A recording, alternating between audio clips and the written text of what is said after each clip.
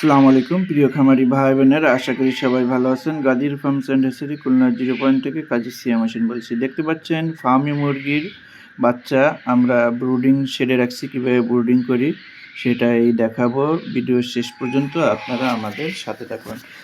আপনারা এই মুহূর্তে দেখতে পাচ্ছেন আমাদের এই শেডের ভিতরে ফার্মি মুরগির বাচ্চা।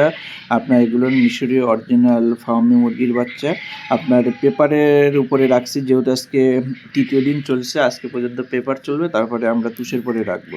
আপনারা যারা নতুন উদ্যোক্তা ভাই বোনেরা আছেন ভিডিওটি খেয়াল করে দেখুন। আমরা কিন্তু পর্যাপ্ত পরিমাণে তাপের ভিতরে রাখছি, উপরে কাপড় দিয়ে ঘেরাও করে দিচ্ছি যেহেতু রাত, যাতে অতিরিক্ত কোনো ঠান্ডার আসার সম্ভাবনা না থাকে। আপনারা এভাবে শীতের সময় একটু মনোযোগ সহকারে ব্রুডিং করলে আপনাদের বাচ্চা দেখবেন একদমই কাটবে না।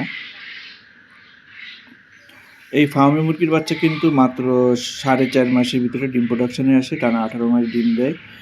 আমরা দেখতে পাচ্ছি এরা কিন্তু ওষুধ পানি যেটা খাচ্ছে ওটা কিন্তু আমরা উঁচু করে দিছি, যাতে এদের শরীরটা না ভেজে।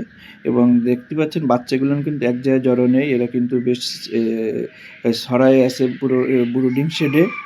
এইগুলো খেয়াল করবেন যাতে বাচ্চাগুলো এক জায়গায় জড়ো হয়ে চাপ না খায়, তাহলে কিন্তু আপনাদের বাচ্চা মারা যাওয়ার সম্ভাবনা থাকবে।